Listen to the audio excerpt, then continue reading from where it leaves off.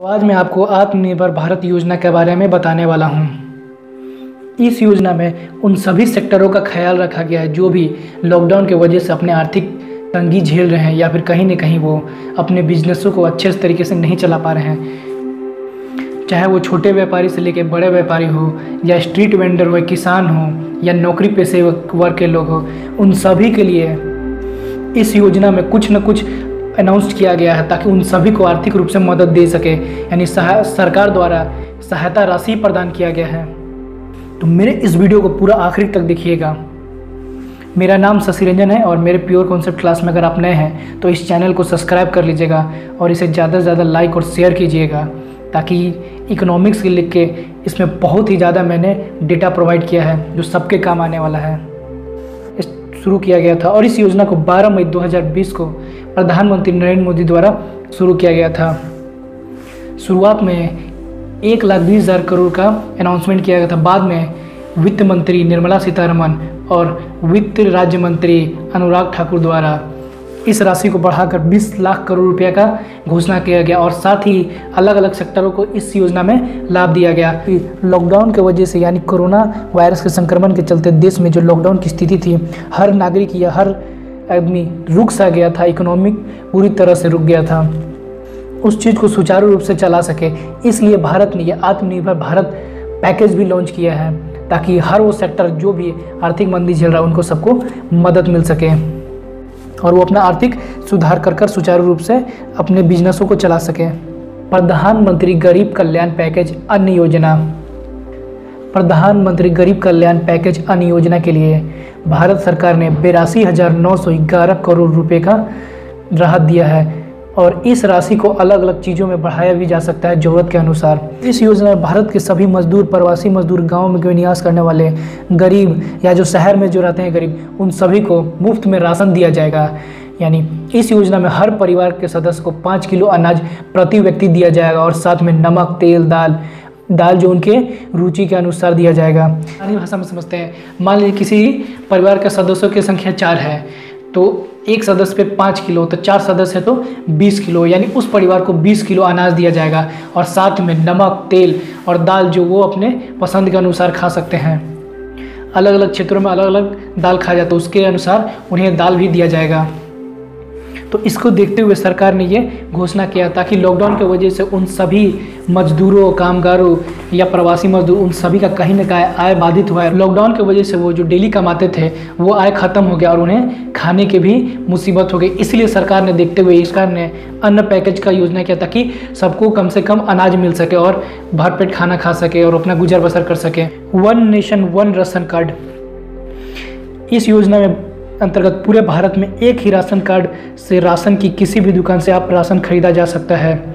One nation one ration card 1 सितंबर 2020 को launch किया गया था। यह स्कीम 28 राज्य और यूनियन टेरिटरी में इसका ये फ़ायदा होगा, अगर कोई प्रवासी मजदूर है तो वो अपना राशन कहीं भी उठा सकता है। अगर दूसरे राज्य में है तो वहाँ से भी अपना राशन उठा सकता है, तो इससे उन्हें डायरेक्ट फ़ायदा मिलेगा। यानी ये पूरे भारत के लिए लागू हो गया है। स्कीम 28 राज्य और यूनियन टेरिटरी में one nation one ration card को लागू कर दिया गया है।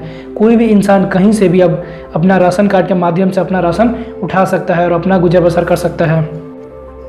प्रधानमंत्री स्वनिधि योजना। इस योजना के अंतर्गत 10,000 रुपये का लोन स्ट्रीट वेंडर, रेहड़ी पटरी, सब्जी बेचने वाले और ठेला और खोमचा लगाने वाले छोटे व्यापारी को दिया जाएगा। स्वनिधि योजना के अंतर्गत 13.78 लाख लो स्ट्रीट वेंडरों को वितरित किया गया है। 1,373.33 करोड़ रुपए स्वनिधि योजना के अंतर्गत 13,78 लाख लो स्ट्रीट वेंडरों को वितरण किया गया है ताकि लॉकडाउन के वजह से हुए नुकसान का वो भरपाई कर सकें और साथ ही दोबारा से वो अपना काम को अच्छे तरीके से शुरू कर सके। यह योजना पूरे भारत में लागू कर दिया गया है। किसान क्रेडिट कार्ड योजना। किसान क्रेडिट कार्ड योजना के अंतर्गत अब तक 157.44 लाख यानी 157 लाख किसानों को 1,43,262 करोड़ रुपए का लोन प्रदान किया गया है, जो कि लॉकडाउन में हुए आर्थिक नुकसान से बचाने के लिए इन योजनाओं को बहुत कारगर होगा। बहुत सारे किसानों को लॉकडाउन के समय यानी कोरोना काल के समय में नुकसान हुआ है, चाहे वो किसी भी तरीके से वो किसानी का काम कर रहे हो, चाहे वो सब्जी हो या अलग अलग क्षेत्र का हो, उन सभी को इसमें नुकसान हुआ था। पर इस पैकेज से उन्हें भी राहत मिलेगा, यानी किसान क्रेडिट कार्ड के माध्यम से उन्हें लोन लेना आसान हो गया। जब भी फसल का टाइम आएगा तो बीज खरीदने के लिए वो आसानी से उन्हें पैसा उपलब्ध हो पाएगा। प्रधानमंत्री मत्स्य संपदा योजना, इस योजना के माध्यम से जो भी मछली पालन में जुड़े हुए हैं उन सभी को इस योजना में बहुत फायदा होगा। प्रधानमंत्री मत्स्य संपादन योजना के अंतर्गत अब तक 1681.32 करोड़ रुपए का लोन वितरण किया गया है, यानी 1681 करोड़ रुपए का वितरण किया जा चुका है ताकि उन्हें बेनिफिट दिया जा सके जो भी उन्होंने अभी आर्थिक तंगी झेला है। इस योजना के अंतर्गत 15 मिलियन टन मछली उत्पादन का लक्ष्य रखा गया था, परंतु लॉकडाउन की वजह से उन्हें आई दिक्कतों को आर्थिक पैकेज दूर कर पाएगा और उत्पादन में बढ़ोतरी हो पाएगा। यानी सरकार ने इस वित्तीय वर्ष में यानी 2020 से 21 में 15 मिलियन टन उत्पादन मछली का लक्ष्य रखा था, परंतु लॉकडाउन की वजह से उन्हें भी आर्थिक तंगी झेलना पड़ा, तो सरकार ने उन्हें भी ये प्रोत्साहन राशि दिया है ताकि 1681 करोड़ रुपए का जो लोन प्राप्त होगा उससे वो दोबारा से अपना आर्थिक स्थिति मजबूत कर सकते हैं और साथ ही देश में खाद्य पूर्ति का भी ये काम कर सकते हैं। और जितने भी मत्स्य पालन से जुड़े हुए लोग हैं उन सभी को इसमें राहत मिलेगा। नाबार्ड के माध्यम से इमरजेंसी वर्किंग कैपिटल फंडिंग किसानों के लिए, इस योजना के अंतर्गत 25,000 करोड़ रुपए का अब तक किसानों के खातों में वितरित किया जा चुका है और यह आर्थिक सहायता उनके लिए बहुत ही जरूरी था। पहले भी नाबार्ड बैंक के माध्यम से अन्य और योजनाएं चलाई जा रही हैं जिससे किसानों को आर्थिक रूप से मदद मिल सके, जो कि बहुत ही कारगर साबित हो रहा है।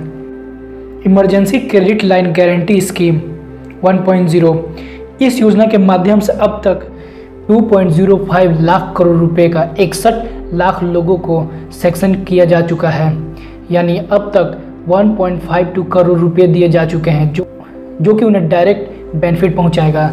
यानी 2 लाख करोड़ रुपए का 61 करोड़ लोगों को सैंक्शन किया जा चुका है ये लोन के रूप में। लोन के माध्यम से लॉकडाउन में हुए बेरोजगारों को भी काम करेगा और जितने भी लोग लॉकडाउन की वजह से बेरोजगार हुए हैं उन सभी को इस लोन के माध्यम से अपना कुछ नया शुरू किया जा सकता है।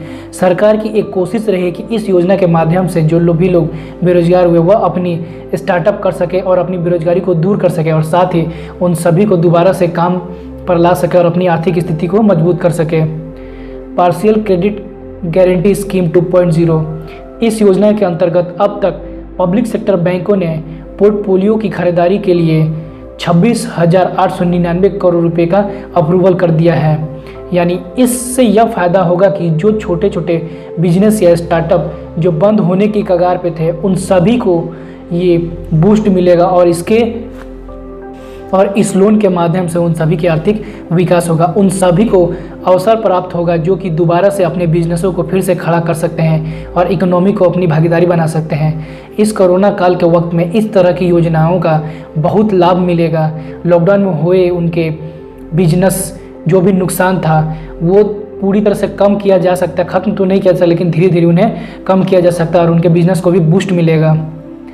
Social liquidity scheme for NBFC और HFC, इस योजना के तहत अब तक 7,227 करोड़ रुपए दिया जा चुका है और आगे ज़रूरत के अनुसार इस योजना में और भी अधिक आर्थिक सहायता बढ़ाया जा सकता है। इस स्कीम के तहत लिक्विडिटी को बढ़ावा मिलेगा, साथ ही जितने भी NBFC हैं जो उन सभी को इसमें लाभ देने का कोशिश किया गया है, यानी उन सभी को लॉकडाउन में हुए घाटे को कुछ कम करने की कोशिश की गई है। सरकार का ये कोशिश कारगर रहेगा, ये आने वाला समय में दिखेगा और इकोनॉमी को इससे बहुत बढ़ावा मिलेगा। जितनी भी NBFC है यानी नॉन बैंकिंग फाइनेंस सर्विस उन सभी को इससे बूस्ट मिलेगा, चाहे वो फाइनेंस कंपनी हो, कॉरपोरेट बैंक हो, उन सभी को इसके अंतर्गत में रखा गया है।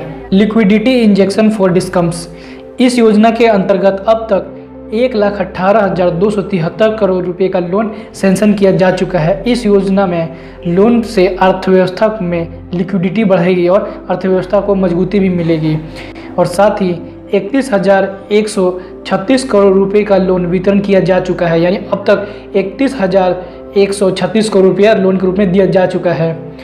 13 मई को वित्त मंत्री निर्मला सीतारमण ने पावर फाइनेंस कॉरपोरेशन यानी पीएफसी और रूरल इलेक्ट्रिफिकेशन कॉरपोरेशन को 90,000 करोड़ रुपए का डिस्कम 2 इंस्टॉलमेंट दिया जाएगा, जिससे इन सेक्टरों को भी बूस्ट मिलेगा।